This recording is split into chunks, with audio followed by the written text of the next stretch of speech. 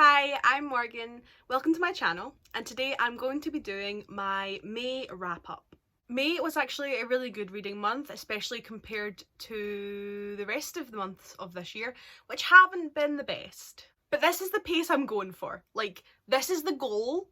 This is the blueprint. The first book I read was Richard III by William Shakespeare. Not really a surprise. This was just a reread for university. This was for the last, is it the last essay I wrote? I don't think it was. I think it was the second to last essay. Either way, it was for one of the last essays and I just had to reread it. Did some, I've forgotten the word. Some notes, some lovely post-its. I gave it 4 stars. I did enjoy it, but I'm not going to do another big review. I say big review. I think the review I did a couple of videos ago. 1 video ago? 2 videos ago? 2 videos ago. Wasn't that big anyway. It's a Shakespeare tragedy. It was good. The end. The next book I read was Unspeakable by Abby Rushton. I gave this 2 stars. This disappointed me. This is, I think, YA. I think it's a little too old to be like middle grade preteen. I'm pretty sure it's just kind of like a younger YA. And it follows the character Megan, who is mute and hasn't spoken in months, and we find out that it's due to the death of her closest friend. Megan has secrets that she is adamant about keeping, part of the reason why she doesn't talk. But when she is befriended by the new girl Jasmine, she starts to want to open up and reach out and be happy, but it's not that simple. So the characters in this are, I believe, 15, because I'm pretty sure she turns 16 at one point. I just thought the writing was a little young for, you know, the characters and the story. I just thought it skewed a little young. In my opinion, the writing just felt a little young at points. I mean, a 15 is still a child, it's still a teenager, but she didn't necessarily always feel 15. The writing didn't always feel that kind of mid-teenage age. This, as much as I gave it 2 stars, it wasn't terrible. It was a quick and easy read. And the blossoming relationship between Megan and Jasmine was actually really nice to see. We love to see young female characters exploring their sexuality and coming to understand themselves. Mwah. Love it. However, I feel like the ending was kind of a little out of nowhere, a little rushed.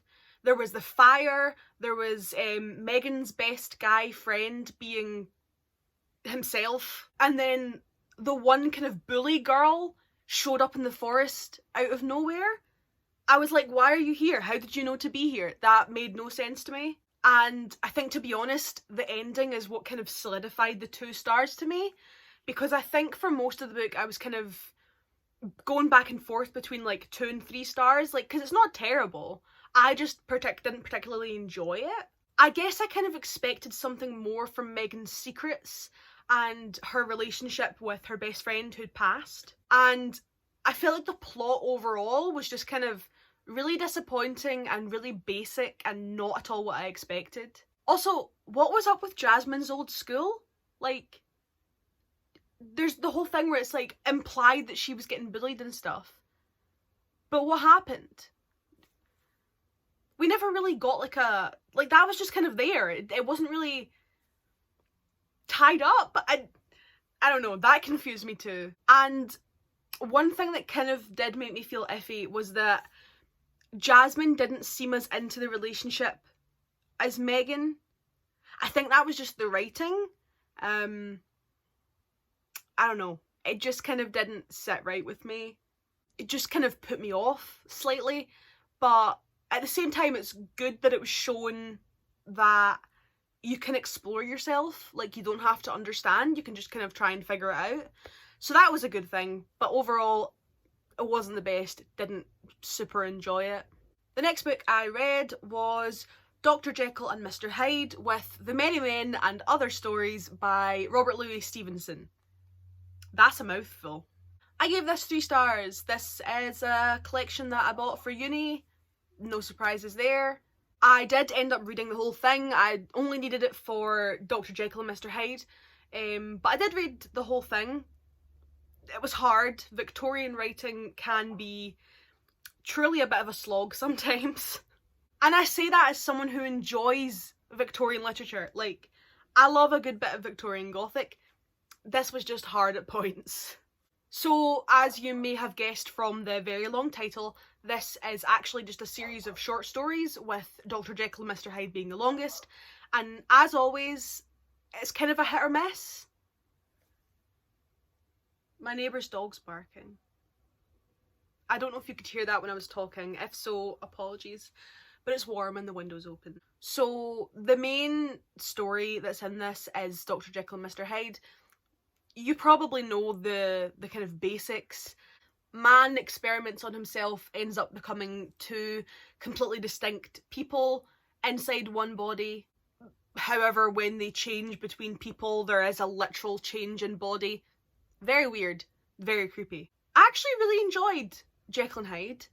It wasn't what I was expecting. I was surprised that it wasn't from Jekyll / Hyde's point of view. I was surprised that it was a completely outside character.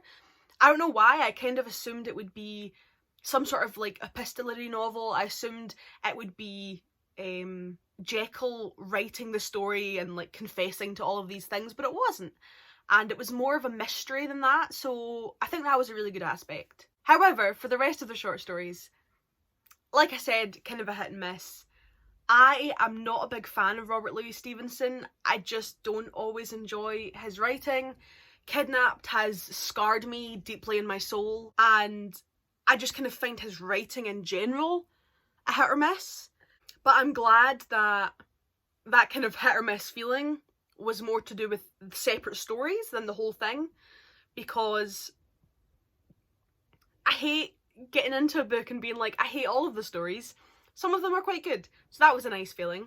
Honestly, if I'd read a whole book and hated it again, I might have cried.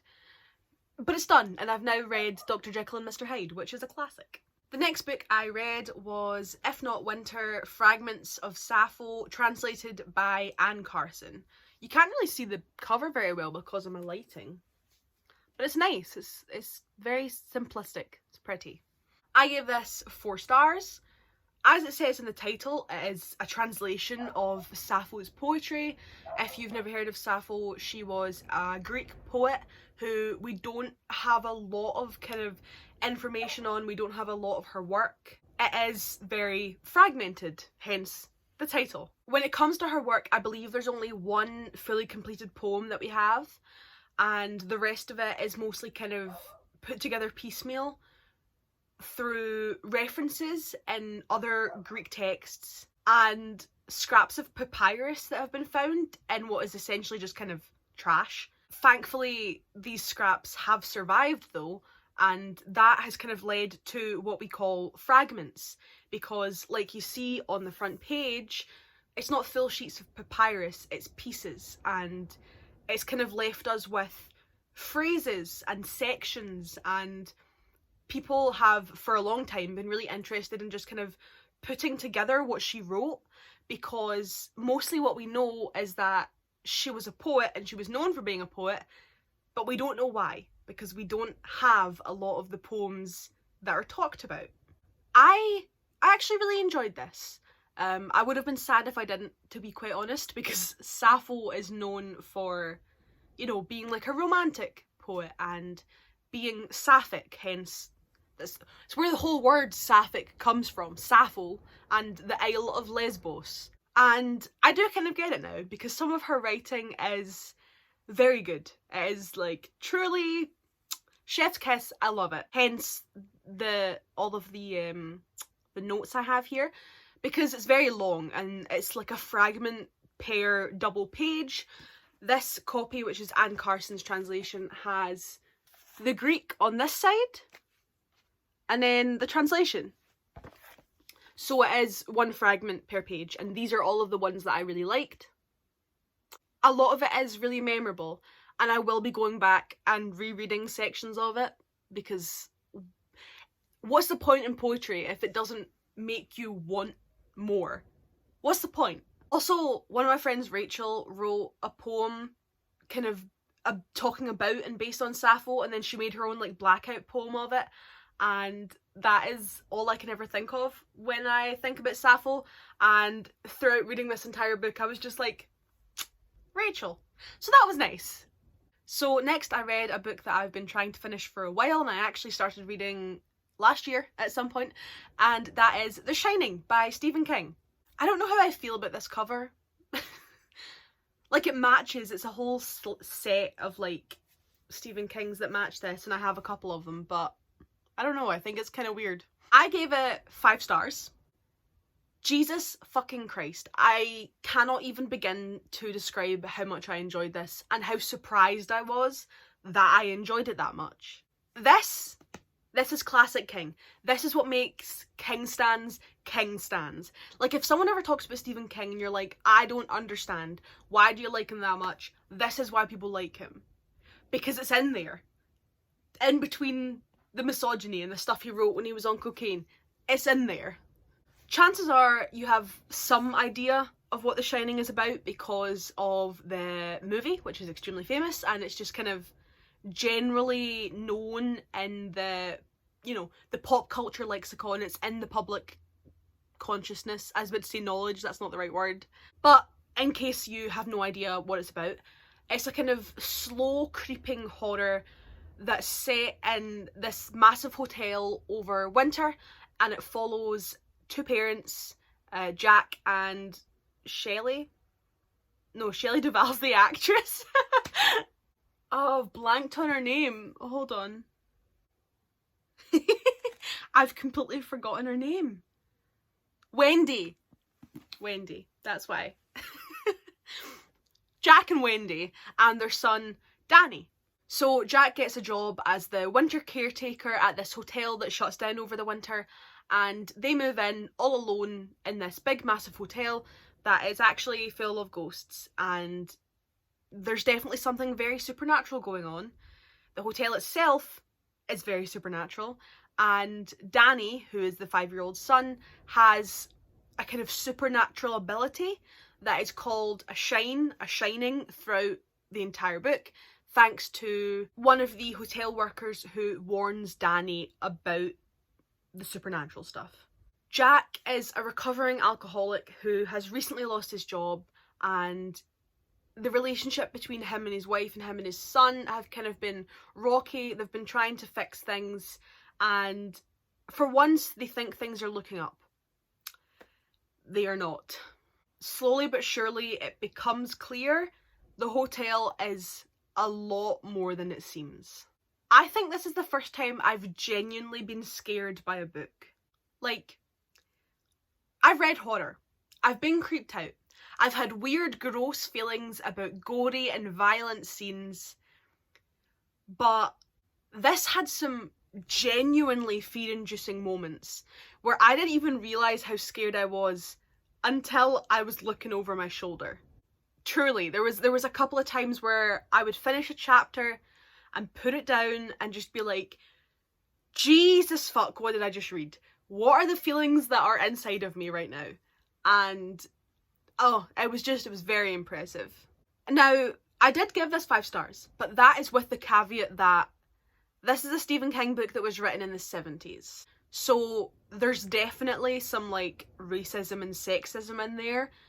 It's not like completely out there overpowering, but it's definitely there and you cannot miss it. But if you're a horror fan or just someone who enjoys Stephen King or like wants to get into Stephen King, this is a good place to start. It's good, what can I say? I don't like recommending Stephen King, but this is good. I hate myself now. The next book I read was actually a comic, and that is Hawkeye, My Life as a Weapon, written by Matt Fraction. I gave this 4 stars. I am pumped to read the entire series. I loved it. I'm very excited. So this is the first collected edition of the start of Matt Fraction's Hawkeye run, and I've decided I love the whole thing already. Like, I've decided it's already amazing. Who knows, it might be terrible as things go on, but I love it. I don't have a lot to say because it is a very small comic, and it's just kind of diving into Hawkeye, diving into who he is and, you know, why he acts the way he does and the things that he does and kind of gives them some personality, unlike the MCU. So I mentioned this in my last video, I believe, in the haul that I did. I love the art of the first 3 comics. It's beautiful. It's this art. So if you've ever seen Hawkeye comics online, you'll probably have seen like panels from this, because that is kind of basically any Hawkeye comic I've ever seen online. It's been panels from Matt Fraction's run of Hawkeye, and it's David Aja, I believe. Aja? I don't know. It's his art. And the last 3 are illustrated by someone else. But I don't know. I don't care enough. I'm sorry. My only issue with this really was the last issue, the last comic that's collected in this. There's 6 in here, and it was the last one, I think. I'm just gonna check it was the last one. It was the last one. It just kind of fell out of place compared to the others. I think the intention of it is to give us, a reader who is just reading this collected series, a kind of idea of how Kate and Clint got to know each other and how they ended up working together and kind of where their relationship comes from. But I didn't really feel like it fit in with the rest of the comics in this collection. It's because it's a completely different run, obviously. It's a Young Avengers run, I believe. Yeah, it's Young Avengers presents Hawkeye. So it's part of the Young Avengers run, and that'll be why it feels like a completely different comic, obviously. But apart from that, I really enjoyed it, and I'm looking forward to reading the rest. Also, I would just like to say this is peak Hawkeye. This is Death Hawkeye, this is Disaster Hawkeye. MCU Hawkeye offends me in my soul. They gave the man a family and they didn't even give him his dog. That broke my heart. I could have put up with the family. They didn't even give him his dog. So we'll just wait and see what happens in the new series. Also, I do know that none of that is a hot take. I would just like my position to be made explicitly clear. The next book I read was To Be Taught If Fortunate by Becky Chambers. I gave this 5 stars. I'm going to lose my mind talking about this. Oh my god. I loved this. I cried. This is definitely in the running for my favourite book of the year. This is, of course, a sci-fi, but it's not part of the Wayfarers series that Becky Chambers writes. This is, of course, a sci-fi, but it's not part of the Wayfarers series, which is Becky Chambers' well-known series, and I've definitely mentioned it on here because I absolutely love it. This book, well, it's a novella, is its own self-contained thing. So this novella tells us that it's a message from one of the astronauts on the, I think it's the Merian, who is the mission Loki 6. Loki? I don't know. The words confuse me slightly. But she is one of the astronauts from this specific mission, and she tells us this.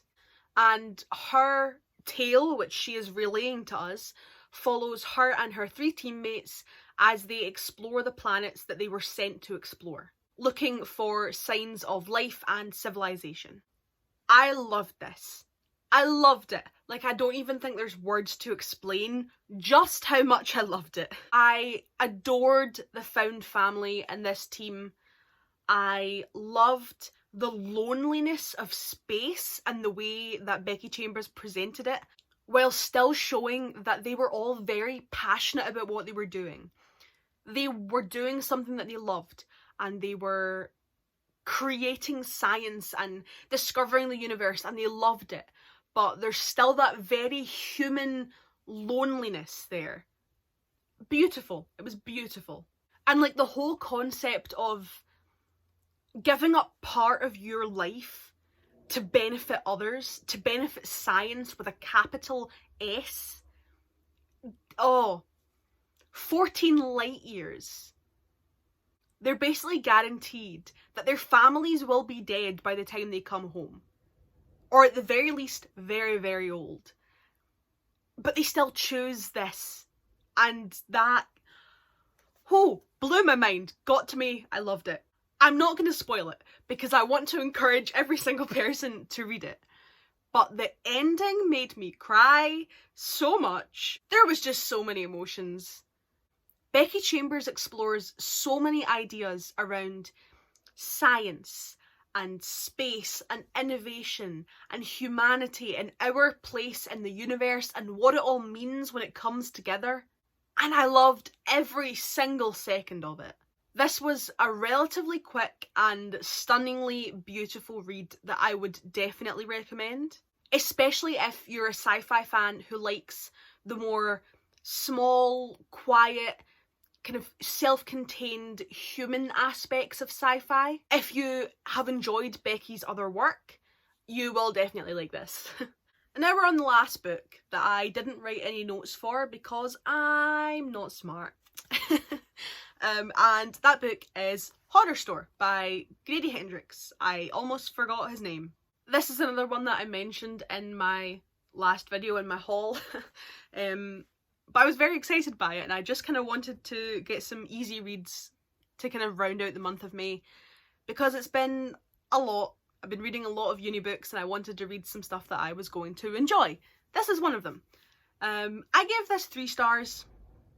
It wasn't quite a 4 for me, it was probably a 3.5, but I do want to read more of his stuff. I've got a couple of his other books on my TBR and I didn't even realise they were on my TBR until the other day. So I'm looking forward to reading some more because it was actually really interesting, even though I had issues. So this is a horror, obviously, set in what is essentially a knockoff IKEA. Some of the employees have to stay after work to figure out what the weird things that have been going on are, and basically they find out that there is a supernatural cause. Very weird. It's a weird supernatural cause. But I enjoyed it. I liked the way they used the showroom as the basis for the horror. I thought that was really interesting. The doors that aren't supposed to open but actually do open, things like that. I get the impression this is kind of supposed to be partly a satire of traditional horror narratives. That's definitely what the first maybe chapter or 2 got across to me, and it put me off at first. I was like, I'm not enjoying this. But I pushed through it and the satire became better. And I actually started to enjoy it. The main character is kind of annoying, but you also understand why she feels the way she does, why she acts the way she does. And she grows as a person over the events that she experiences, which I really enjoyed. And I liked that the other characters started out as kind of caricatures.